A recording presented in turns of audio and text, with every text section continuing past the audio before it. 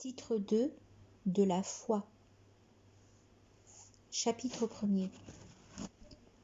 De ces paroles du prophète alayhi salatu wassalam. L'islam est fondé sur 5 choses. L'islam comporte à la fois actes et paroles. Il est susceptible d'augmenter ou de diminuer. Le Très-Haut a dit : pour que, déjà croyants, ils grandissent dans la croyance. Sourate 48, verset 4. C'étaient des jeunes hommes, croyant en leur Seigneur. Nous les grandîmes dans la guidance. Sourate 18, verset 13. Et puisse Dieu rajouter en guidance à ceux qui bien se guident. Sourate 19, verset 76. Tandis que ceux qui bien se guident, il raffermit encore leur guidance et leur donne de se prémunir. Sourate 47, verset 17. Pour que grandisse la foi des croyants. Sourate 74, verset 31. De ces mots du Coran, lorsqu'une sourate descend, il en est parmi eux qui disent : lequel d'entre vous grandit-elle dans la foi ? Eh bien, ceux qui croient, elle les grandit dans la foi. Sourate 9, verset 124. Et que cela ne fait que grandir dans la foi. Dieu nous suffise, dirent-ils, et gloire aux répondants. Sourate 3, verset 173. Cela n'a fait que les grandir en foi, en abnégation. Sourate 33, verset 22. L'amour en vue de Dieu ainsi que la haine en vue de Dieu font partie de la foi.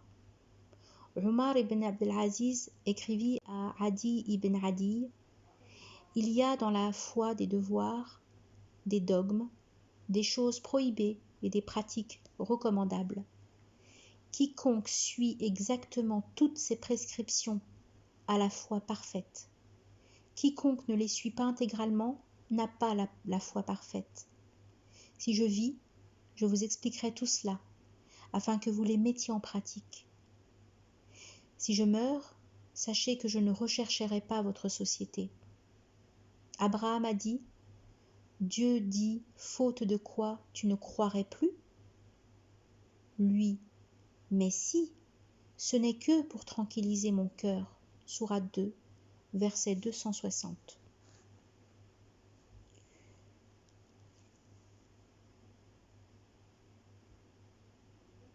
Mu'adh a dit : assieds-toi avec nous, que nous fassions un moment œuvre de foi. Ibn Mas'ud a dit : la certitude, c'est la foi tout entière. Ibn Umar a dit : l'homme n'atteint la vraie piété qu'autant qu'il laisse de côté ce qui se trame dans son cœur. Mujahid, au sujet du verset : pour vous, il a édicté en fait de religion ce qu'à Noé il recommanda. Sourate 42, verset 13, donne l'explication suivante. Ô Muhammad, nous avons édicté à toi et à lui, Noé, une même religion. Ibn Abbas expliquait les mots shiratan et minhajan, sourate 25, verset 48, sourate 5, verset 48, par sabil, le chemin, et sunna, règle de conduite. Chapitre 2. Ibn Abbas expliquait encore Du'a'ukum dans le verset dit : mon Seigneur ne prêtera aucune attention à vous sans vos invocations. Sourate 25, verset 77. Par imanukum, votre foi. Selon Ibn Umar, l'envoyé de Dieu alayhi salatu wassalam a dit : l'islam est établi sur 5 choses. La profession de foi qu'il n'y a d'autre Dieu que Dieu et que Muhammad est l'envoyé de Dieu, l'accomplissement de la prière, le paiement de l'aumône légale, le pèlerinage, le jeûne du mois de Ramadan. Chapitre 3. Des choses relatives à la foi. Et de ces mots du Coran, la piété ne consiste pas à tourner votre tête du levant au couchant, mais la piété consiste à croire en Dieu, au jour dernier aux anges, à l'écrit, aux prophètes, à donner de son bien, pour attacher qu'on y soit, aux proches, aux orphelins, aux miséreux, aux enfants du chemin, aux mendiants, et pour l'affranchissement des nuques esclaves, à accomplir la prière, à s'acquitter de l'aumône légale, à remplir les pactes une fois conclus, à prendre patience dans la souffrance et l'adversité au moment du malheur. Ceux-là sont les véridiques. Ce sont eux qui se prémunissent. Sourate 2, verset 177. Comblés sont les croyants. Sourate 23, verset 1.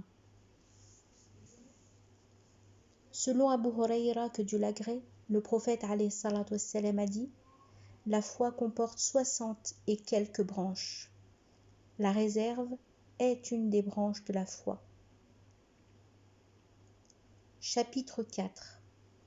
Le vrai musulman est celui dont aucun des musulmans n'a à redouter ni la langue ni la main. D'après Abdullah ibn Umar, le prophète alayhi salatu wassalam a dit: le vrai musulman est celui dont aucun des musulmans n'a à redouter ni la langue ni la main. Le vrai muhajir, émigrant, est celui qui fuit ce que Dieu lui a défendu.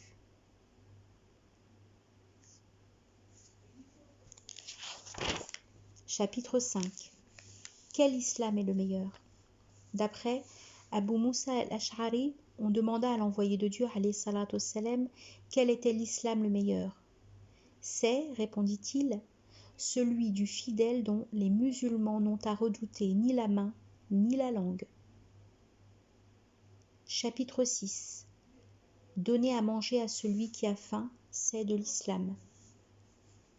Abdullah ibn Amr, que Dieu l'agrée, ainsi que son père, rapporte qu'un homme ayant demandé au prophète alayhi salatu wassalam ce qu'il y avait de mieux dans l'islam, celui-ci répondit: c'est de donner à manger à ceux qui ont faim, de donner le salut à ceux qu'on connaît et aussi à ceux qu'on ne connaît pas. Chapitre 7. C'est faire acte de foi que de désirer pour son prochain ce qu'on désire pour soi-même. Selon Anas, que Dieu l'agrée, le prophète alayhi salatu wassalam a dit: aucun de vous n'aura vraiment la foi s'il ne désire pour son prochain ce qu'il désire pour lui-même. Chapitre 8. Aimer l'envoyé de Dieu alayhi salatu wassalam est un acte de foi. Suivant Abu Huraira, l'envoyé de Dieu alayhi salatu wassalam a dit: j'en jure par celui qui détient mon âme entre ses mains, aucun de vous ne sera un parfait croyant, à moins qu'il n'ait pour moi plus d'affection qu'il n'en a pour son père et pour ses enfants. Anas a dit: le prophète alayhi salatu wassalam a dit: aucun de vous ne sera un parfait croyant, à moins qu'il n'ait pour moi plus d'affection qu'il n'en a pour son père, ses enfants et pour tout le reste du genre humain. Chapitre 9. De la douceur de la foi. Anas ibn Malik rapporte ces paroles du prophète alayhi salatu wassalam. 3 choses, lorsqu'on les possède, font savourer la douceur de la foi. D'abord, d'aimer Dieu et son envoyé plus que toute autre chose. En second lieu, si l'on aime quelqu'un, de l'aimer seulement en vue de Dieu. Enfin, de redouter de retourner à la mécréance comme on redoute d'être précipité dans le feu. Chapitre 10. C'est un signe de la foi que d'aimer les Ansar.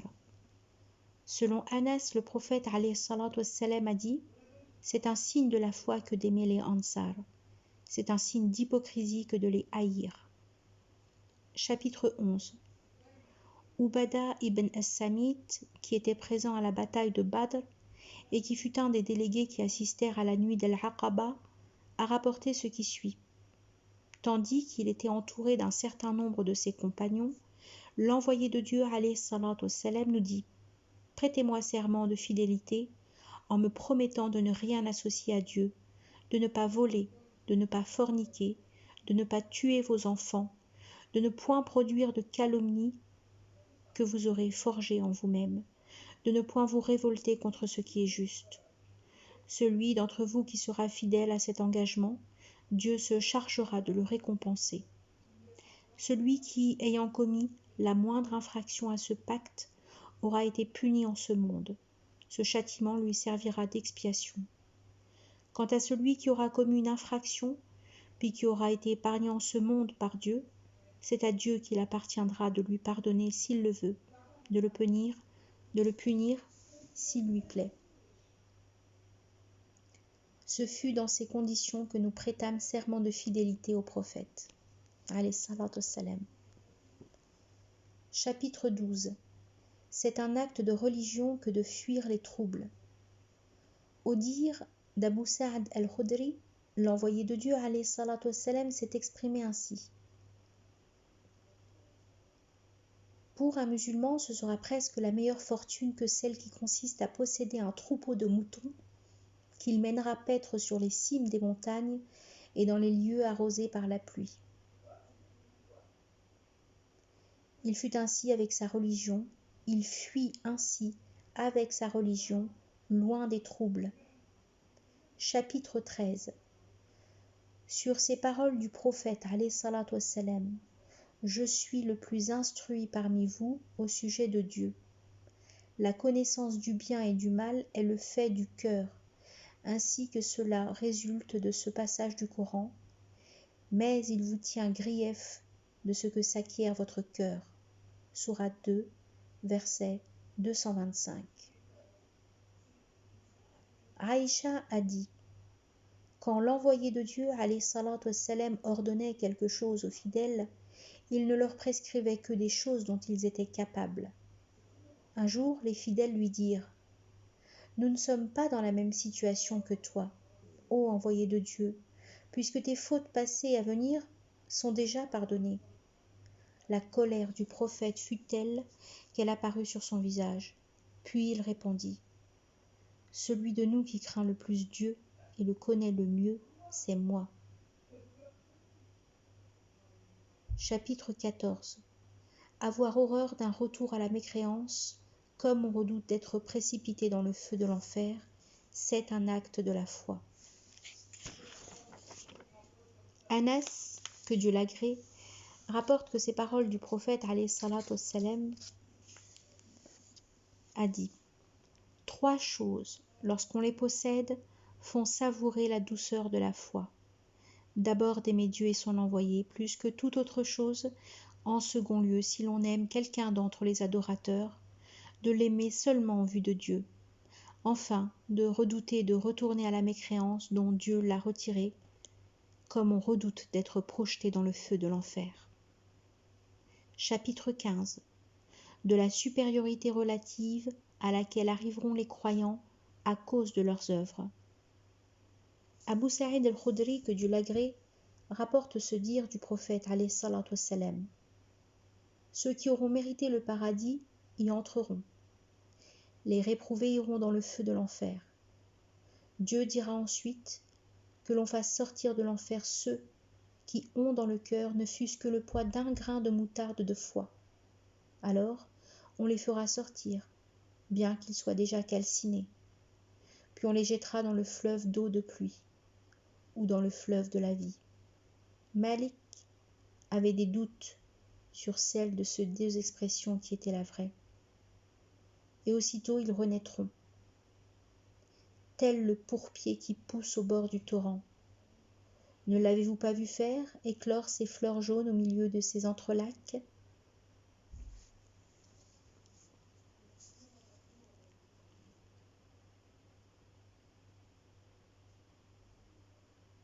Suivant Abu Sa'id al-Khudri, l'envoyé de Dieu alayhi salatu wassalam, a dit, tandis que je dormais, je vis défiler devant moi des gens vêtus de chemises.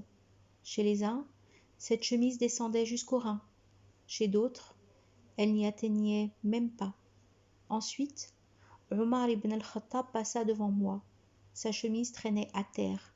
« Et quelle interprétation donnez-vous à ce vêtement » demanda-t-on au prophète. Il représentait la religion, répondit-il.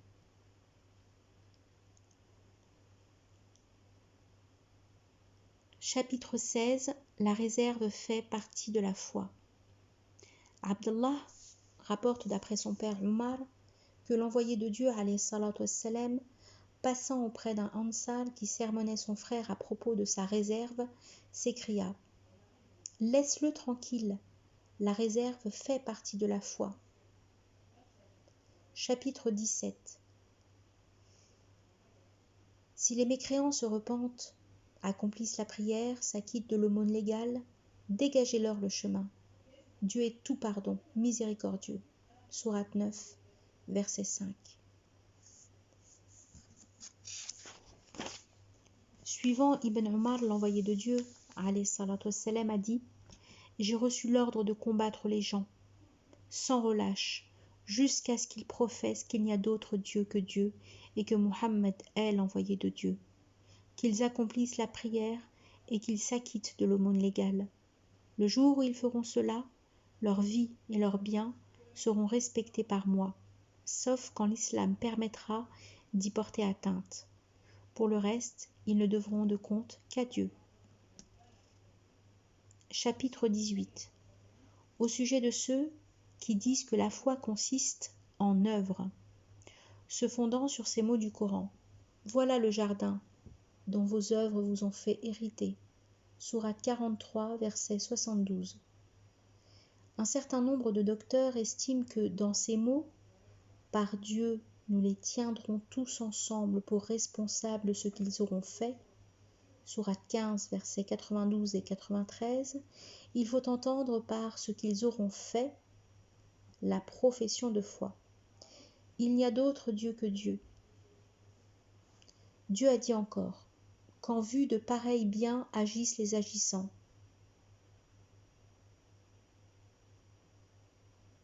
Sourate 37, verset 61. D'après Abu Huraira, on questionna l'envoyé de Dieu, alayhi salatu wassalam, pour savoir quelle était l'œuvre la plus méritoire. C'est, répondit-il, la foi en Dieu et en son envoyé. Et après cela, lui dit-on, le combat sur le chemin de Dieu, ajouta-t-il.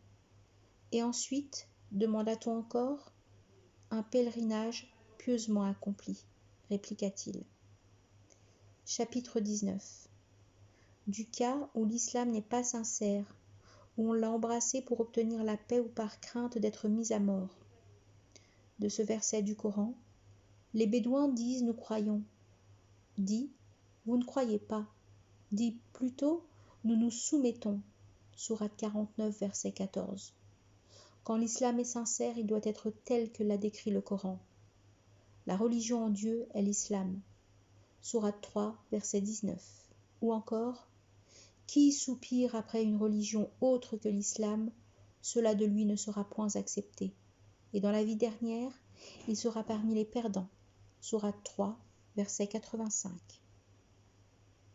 Voici ce qu'a rapporté Sa'ad ibn Abi Waqqas, que Dieu l'agrée, au sujet de l'envoyé de Dieu, alayhi salatu wassalam, auprès duquel il était assis, un jour que celui-ci venait de faire quelques dons à une troupe de gens.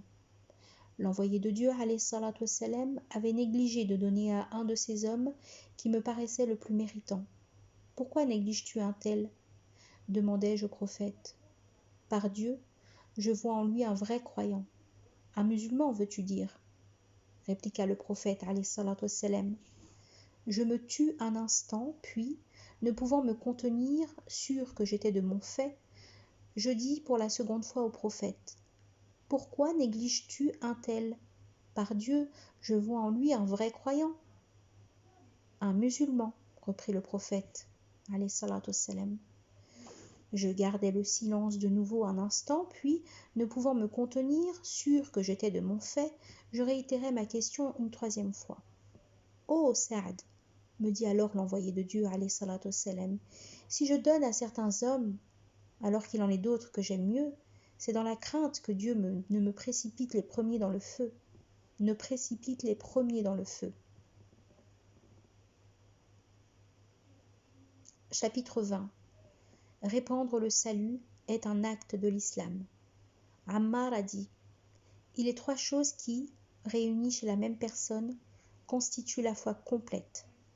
S'imposer le devoir d'être juste, prodiguer à tout le monde le salut, subvenir à l'entretien d'autrui, quand en soi-même on est pauvre.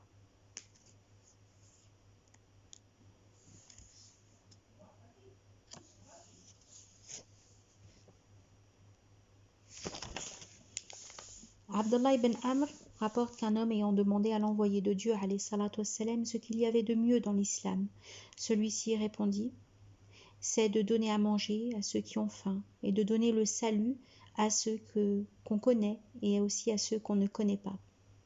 Chapitre 21. De l'ingratitude envers l'époux. Kufran al-Ashir. L'ingratitude kufr peut être plus ou moins grande. Une tradition du prophète alayhi salatu wassalam rapportée par Abu Sa'id est relative à cette question. D'après Ibn Abbas, le prophète alayhi salatu wassalam dit un jour: le feu de l'enfer m'est apparu en songe et j'ai constaté qu'il était surtout peuplé de femmes qui s'étaient montrées ingrates. Est-ce envers Dieu qu'elles avaient été ingrates, lui demanda-t-on. C'est envers leur mari qu'elles avaient fait preuve d'ingratitude, répondit-il. Elles avaient méconnu les bienfaits qu'elles en avaient reçus. Quand toute votre vie vous auriez comblé une femme de vos bontés et qu'à un moment elle trouve la moindre des choses à reprendre en vous, elle vous dira: jamais tu ne m'as fait aucun bien. Chapitre 22. Les péchés sont un reste des temps anté-islamiques. Aucun d'eux, sauf le cas d'associationnisme, ne rend celui qui les commet mécréant. Conformément à ces paroles du prophète alayhi salatu wassalam, tu es un homme en qui il y a un reste de sentiment anté-islamique, et à ces mots du Coran, Dieu ne pardonne pas qu'on lui associe personne, mais il remettra un crime moins grave à qui il veut. Sourate 4, verset 48.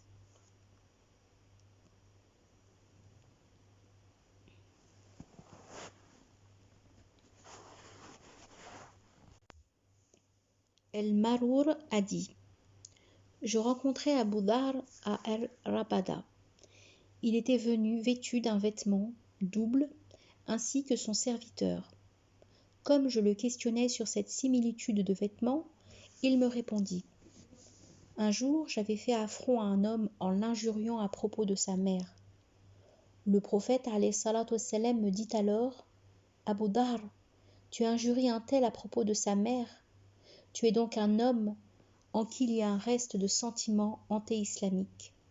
Ce sont vos frères, ces serviteurs que Dieu a placés sous votre autorité. Quiconque est maître de son frère lui doit donner à manger de ce qu'il mange lui-même et doit l'habiller comme il s'habille lui-même. N'imposez point à vos serviteurs ce qui est au-dessus de leur force, et s'il vous arrive de le faire, venez-leur en aide. Chapitre 23. De ces mots du Coran: si deux parties d'entre les croyants se combattent, eh bien, réconciliez-les. Sourate 49, verset 9. Dieu s'est servi ici du mot croyant. Al-Ahnaf ibn Qais rapporte ce qui suit. J'étais parti pour prêter secours à cet homme quand Abu Bakr me rencontra et me dit: où vas-tu? Prêter secours à cet homme. Reviens sur tes pas, me répondit-il, car j'ai entendu l'envoyé de Dieu alayhi salatu wassalam dire: quand deux musulmans, le sabre à la main, se jettent l'un sur l'autre, meurtriers et victimes iront tous deux dans le feu. Et comme je répliquais au prophète: bien pour le meurtrier, mais pour la victime, il me répondit: ce dernier voulait lui aussi tuer son adversaire. Chapitre 24. Il y a des iniquités moindres que d'autres. Voici ce qu'a rapporté Abdallah ibn Mas'ud. Quand fut révélé le verset: ceux qui croient et qui n'ont pas obscurci leur foi d'iniquité, ceux-là ont la sécurité. Ce sont eux qui bien se dirigent. Sourate 6, verset 82. Les compagnons de l'envoyé de Dieu alayhi salatu wassalam lui dirent: quel est parmi nous celui qui n'a pas commis d'iniquité? Ce fut alors que Dieu révéla ce verset. lui associer quiconque, la voilà l'iniquité. Sourate 31, verset 13. Chapitre 25. Des signes distinctifs de l'hypocrite. Selon Abu Huraira, le prophète alayhi salatu wassalam a dit: 3 choses caractérisent l'hypocrite. Quand il parle, il ment. S'il fait une promesse, il ne la tient pas. Lorsqu'on met en lui sa confiance, il la trahit. Abdullah ibn Amr rapporte que le prophète alayhi salatu wassalam a dit 4 choses. Lorsqu'elles se rencontrent chez un individu, en font un parfait hypocrite. Celui chez qui se trouve une seule de ces 4 choses sera atteint d'hypocrisie jusqu'au moment où il en sera débarrassé. Voici les 4 choses. Trahir la confiance que l'on a inspirée, mentir quand on parle, manquer à l'engagement pris, être de mauvaise foi lorsqu'on conteste.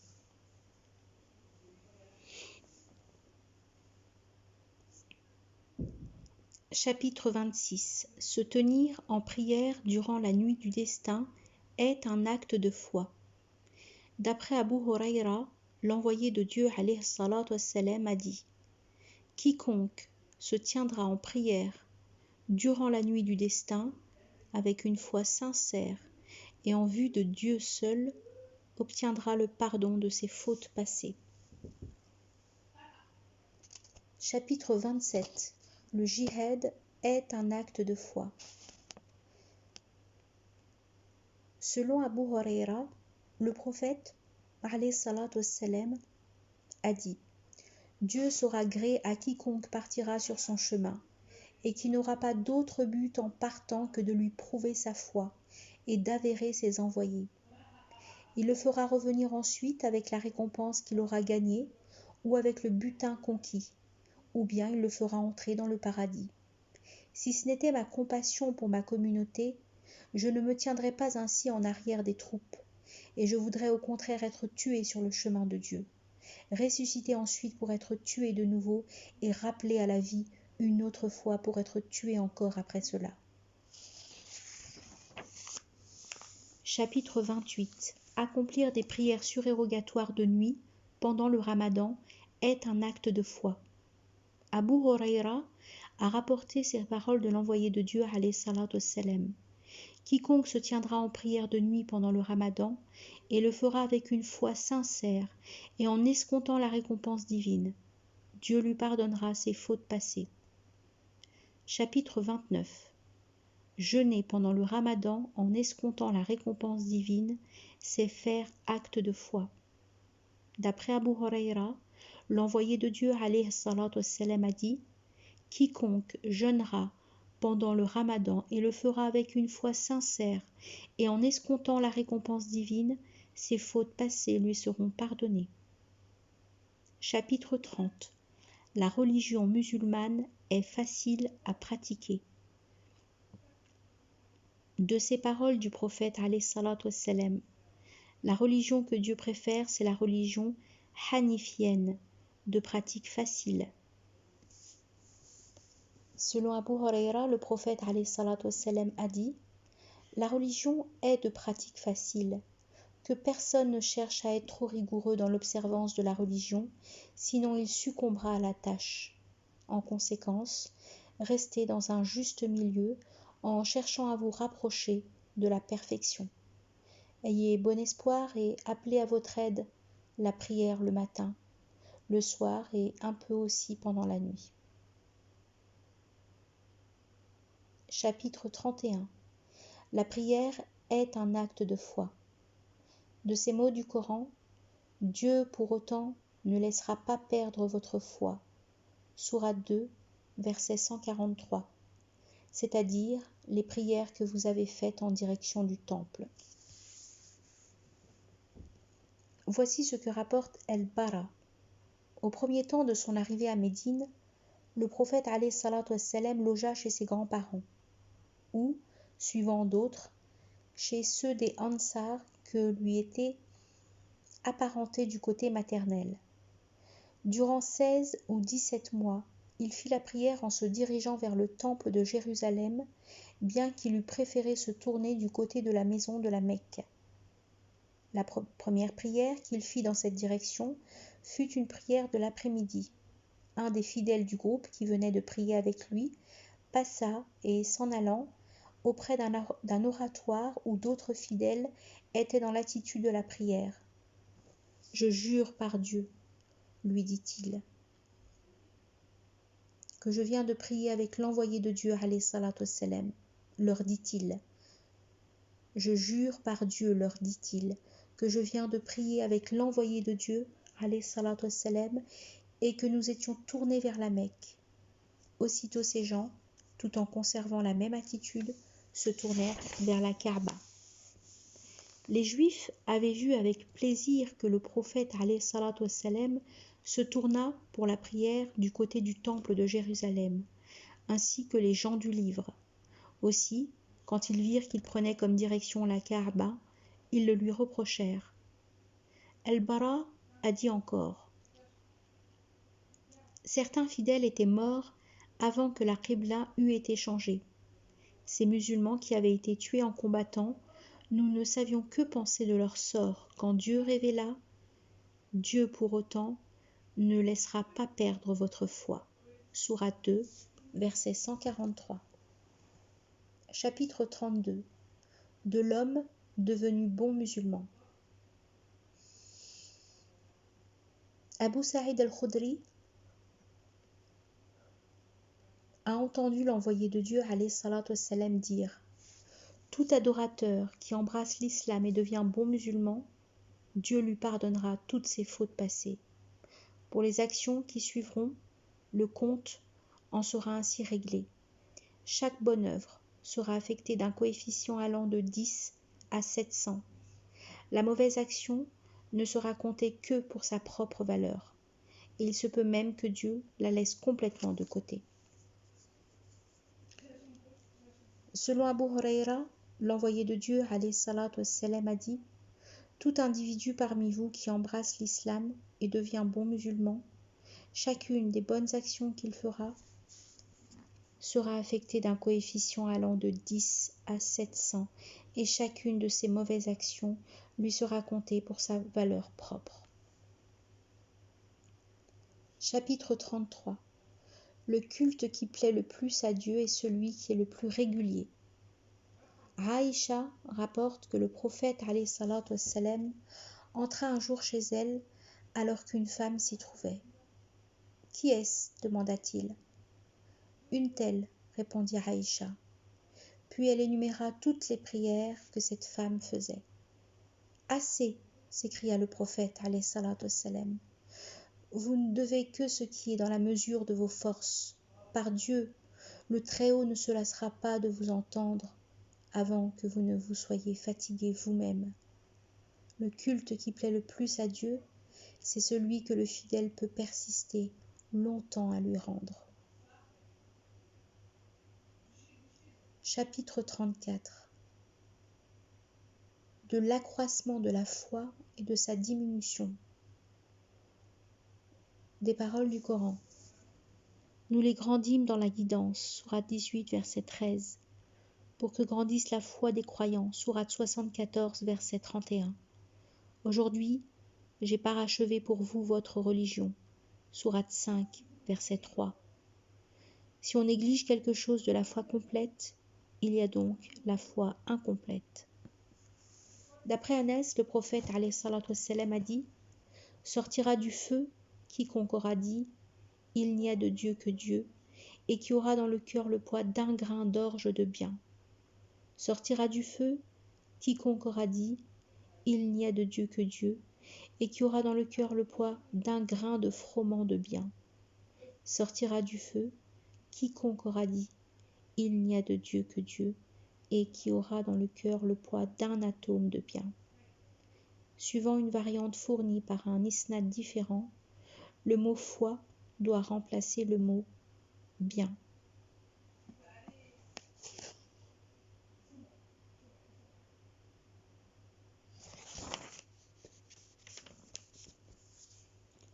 Omar ibn al-Khattab rapporte qu'un homme d'entre les Juifs lui dit « Ô prince des croyants, il est dans votre livre sacré un verset que vous récitez.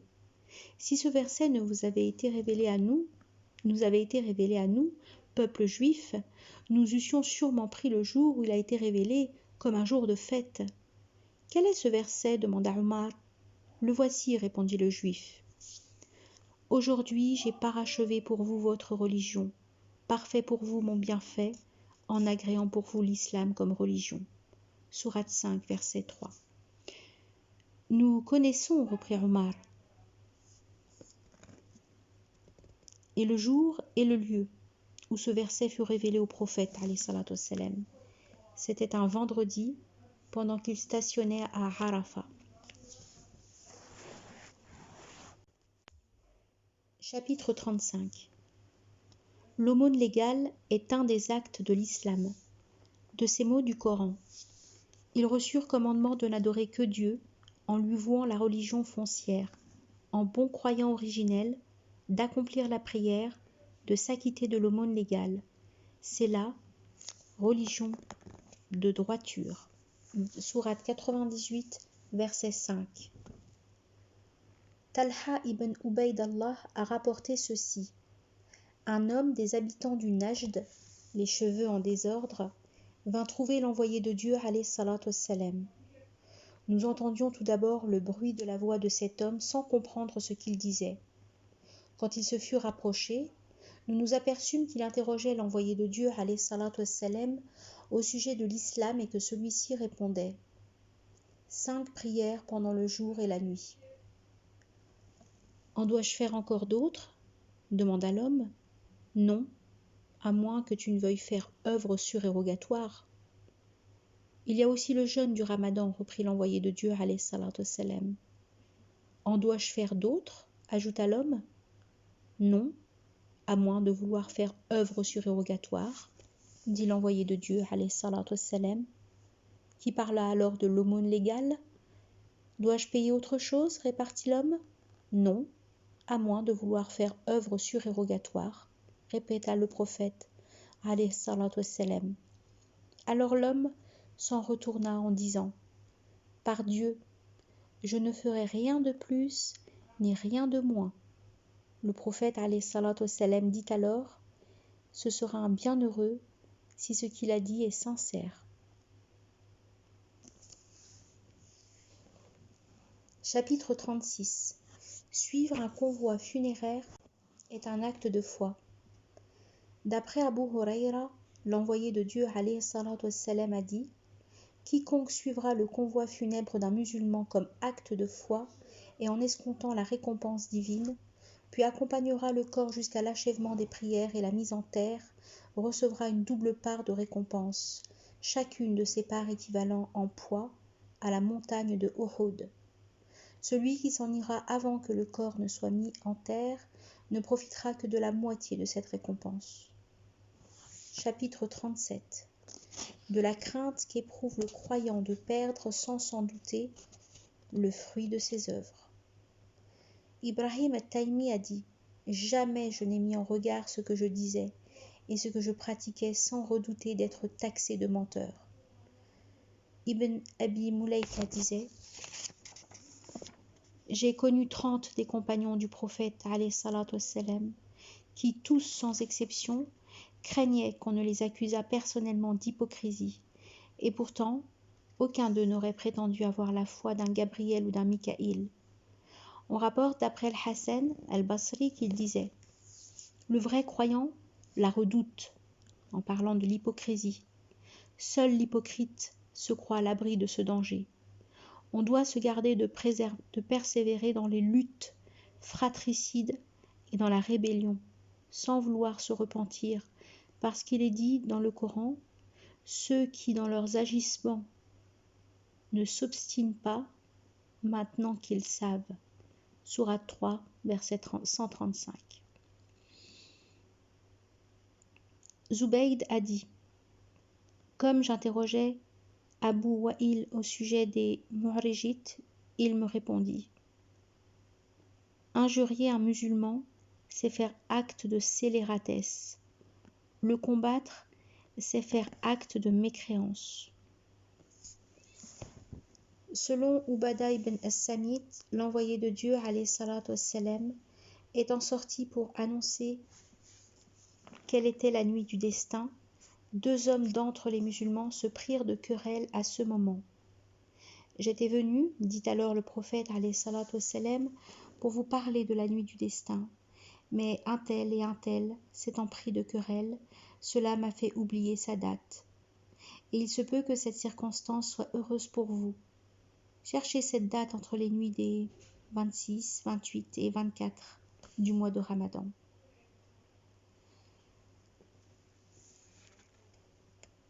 Chapitre 38. Des questions adressées par l'ange Gabriel au prophète alayhi salatu wassalam au sujet de la foi, al-iman, de l'islam, de la vertu, al-ihsan, de la connaissance de l'heure du jugement dernier. Comment le prophète alayhi salatu wassalam lui répondit, puis dit aux musulmans: Gabriel est venu vous enseigner votre religion, et il a fait entrer tout cela dans votre religion. Des explications au sujet de la foi qui furent données par le prophète alayhi salatu wassalam à la députation des Abd al-Qaïs.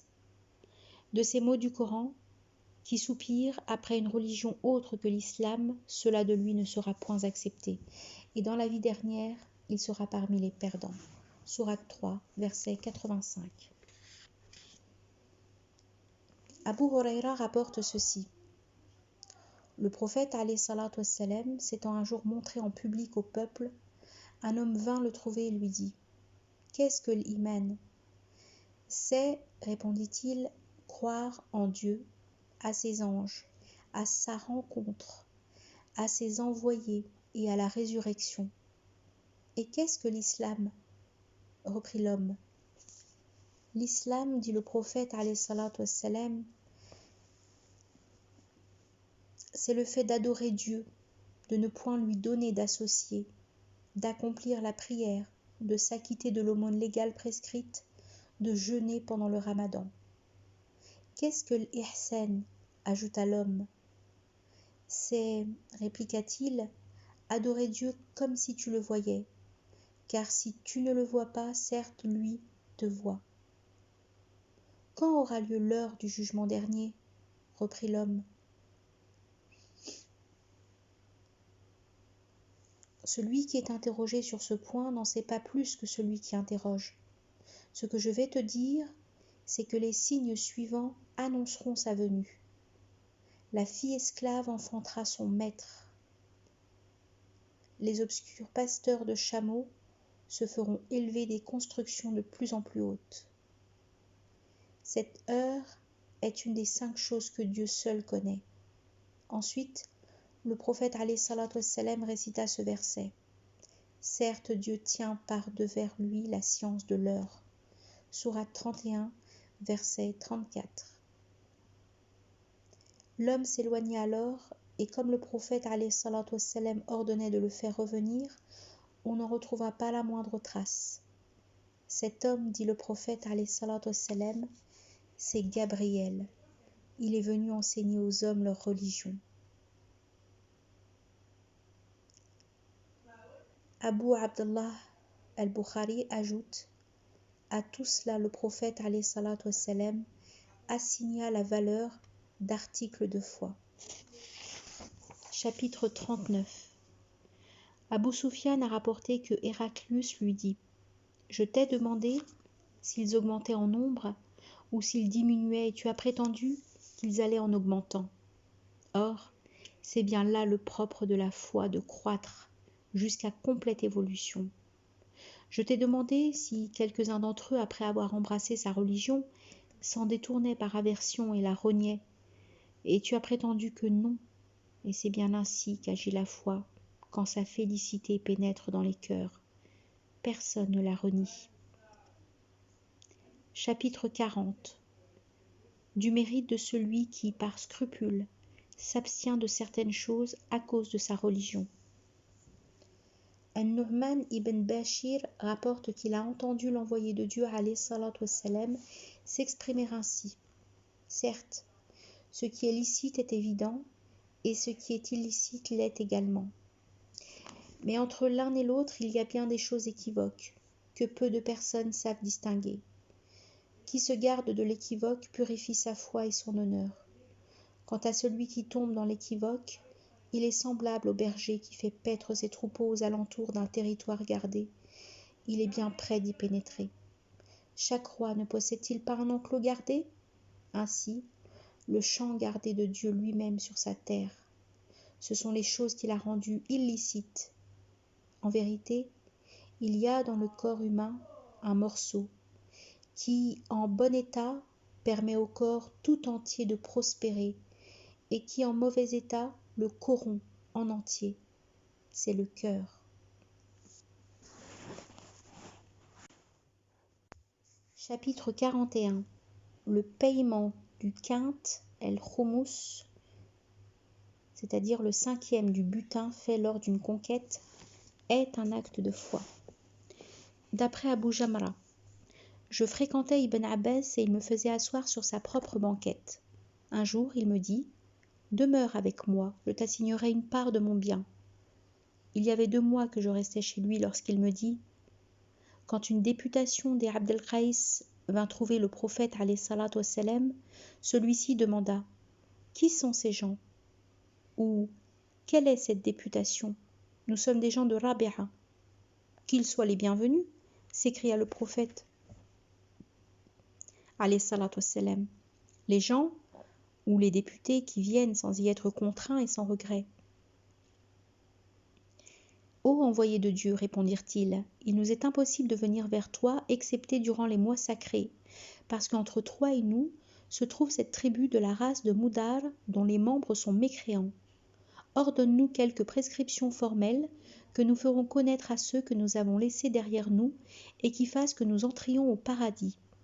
Puis, ils le questionnèrent au sujet des boissons. Le prophète alayhi salatu wassalam leur prescrivit 4 choses et leur en interdit 4 autres.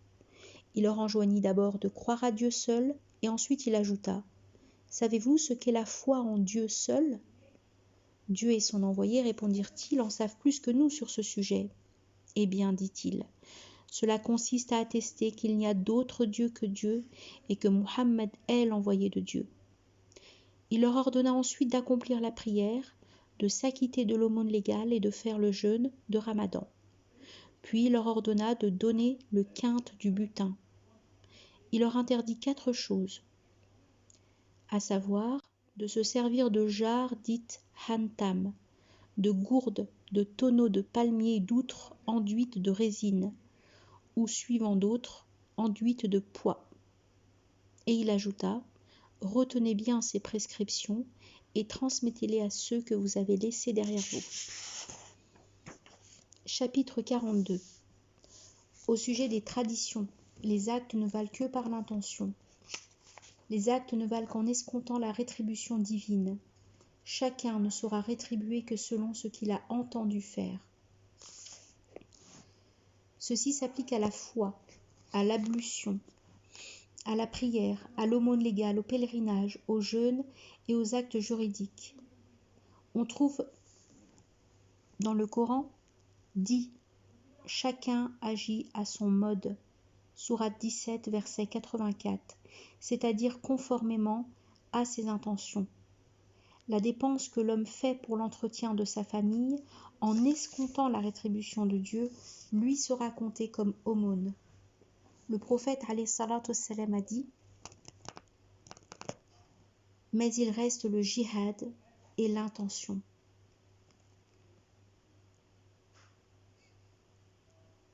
Umar ibn al-Khattab rapporte que l'envoyé de Dieu alayhi salatu wassalam a dit « Les actions ne valent que par l'intention. Chacun ne sera rétribué que selon ce qu'il a entendu faire.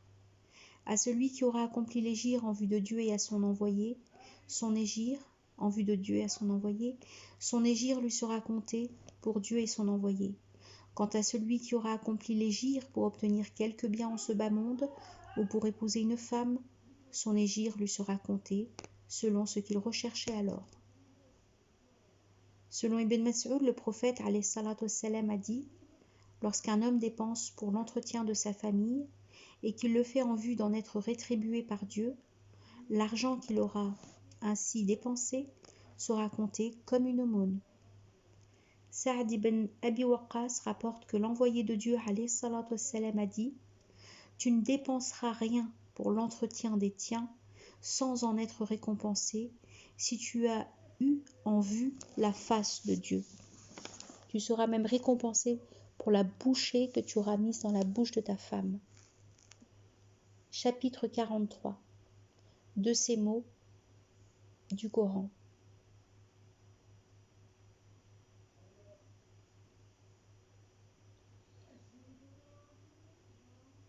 De ces mots du prophète alayhi salatu wassalam.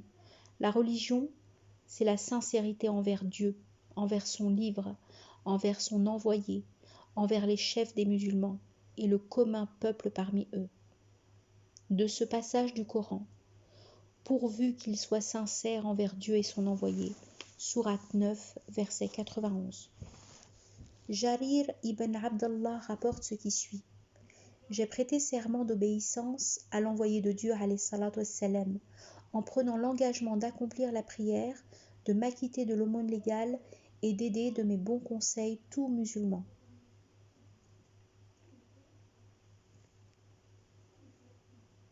Ziyad ibn Ilaqa a dit « J'ai entendu Jarir ibn Abdallah raconter que, le jour de la mort d'Al-Mughira ibn Shu'ba, après s'être levé, avoir loué et glorifié Dieu, il prononça les paroles suivantes. Votre devoir est de craindre Dieu seul, qui n'a pas d'associé, d'être digne et calme jusqu'à ce qu'un nouveau gouverneur vienne, et il ne saurait tarder à venir. Ensuite il ajouta, implorez le pardon divin pour votre gouverneur défunt, car lui-même aimait à pardonner. Enfin, il termina ainsi. Ces préliminaires terminés, je vous annonce que, jadis, j'allais trouver le prophète alayhi salatu wassalam et lui dis « Je viens prêter serment d'obéissance au titre de l'islam. » Il me prescrivit alors d'observer les principes fondamentaux de l'islam et m'imposa en outre le devoir de bien conseiller chaque musulman. Je souscrivis à tout cela. Par le Seigneur de ce lieu de prière, ce sont de sages conseils que je vous donne en ce moment. Ayant ensuite demandé pardon de ses fautes à Dieu, Jarir descendit de la chaire.